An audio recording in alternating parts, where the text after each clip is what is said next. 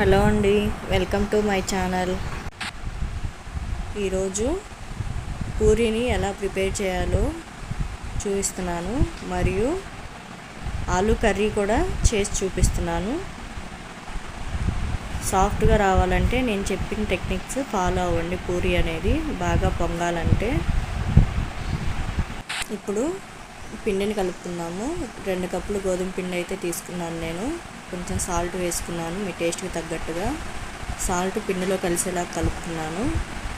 కొంచెం ఆయిల్ అయితే వేసి కలిపాను.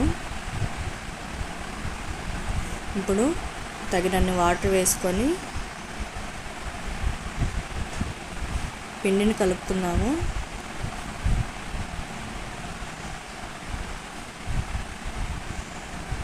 పిండిని బాగా ప్రెస్ చేసుకుంటూ కలుపుకోవాలి.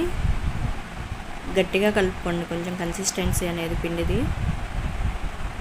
ఇలా కలుపుకున్న పిండికి కొంచెం పైన ఆయిల్ వేసి బాగా కలుపుకొని ఒక హాఫ్ అన్ అవర్ పాటు పిండిని నానబెట్టుకుందాము. ఇప్పుడు 1/4 kg బంగాళదుంపలు తీసుకొని ఒక గ్లాస్ వాటర్ పోసి ఉడికించుకుందాము. ఇప్పుడు 2 ఆనియన్స్, 3 మిర్చి తీసుకొని కట్ చేసి పక్కన పెట్టుకుందాము.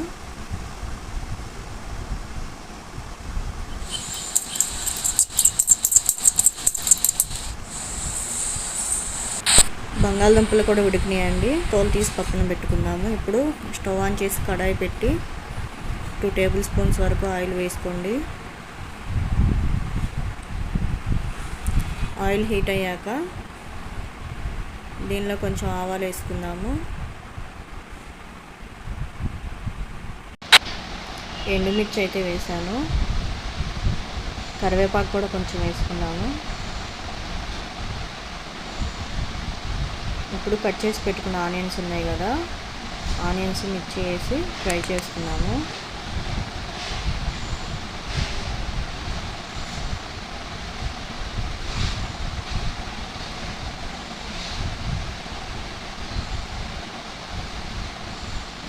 కలర్ చేంజ్ అయ్యే వరకు, కొంచెం బ్రౌన్ కలర్లో చేంజ్ అయ్యే వరకు ఫ్రై చేసుకున్నాము. ఇప్పుడు దీనిలో ఉడికించుకున్న బంగాళదుంపలు మ్యాష్ చేసి వేసుకున్నాము. కొంచెం పసుపు కూడా వేసుకొని కలుపుకున్నాము. మీ టేస్ట్కి తగ్గట్టుగా సాల్ట్ వేసుకోండి.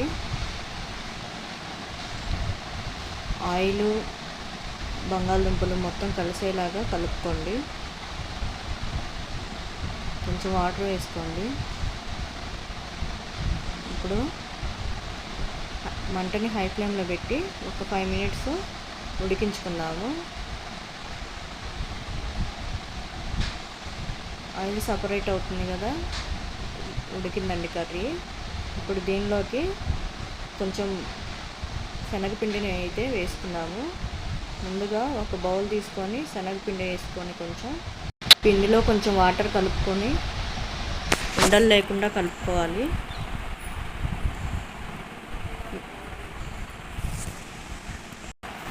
ఇప్పుడు ఈ వాటర్ని కూడా కర్రీలో పోసుకుందాము.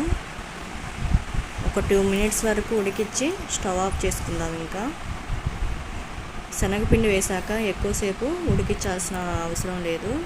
ఇప్పుడైతే స్టవ్ ఆఫ్ చేశాను, కర్రీ ప్రిపేర్ అయిపోయింది. ఇప్పుడు పూరీ ప్రిపరేషన్ కోసం కడాయి తీసుకొని ఆయిల్ అయితే పోసాను. ఆయిల్ హీట్ అయ్యేలోపు మనం పూరీ ప్రిపేర్ చేసుకున్నాము. ఇప్పుడు కొంచెం పిండి అయితే తీసుకొని ఈవెన్గా రోల్ చేసుకోండి, రౌండ్గా పక్కన పెట్టుకున్నాను. అంతే చేసుకోండి. నెక్స్ట్ ఆయిల్ హీట్ అయిందండి. ఇప్పుడు మనం చేసి పెట్టుకున్న పూరీలను అయితే ఆయిల్లో వేద్దాము.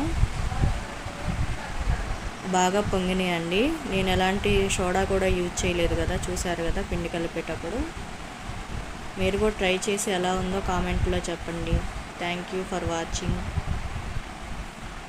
ఇంకా మన ఛానల్ ఎవరైనా సబ్స్క్రైబ్ చేసుకున్న వాళ్ళు ఉంటే సబ్స్క్రైబ్ చేసుకోండి, లైక్ చేయండి, షేర్ చేయండి.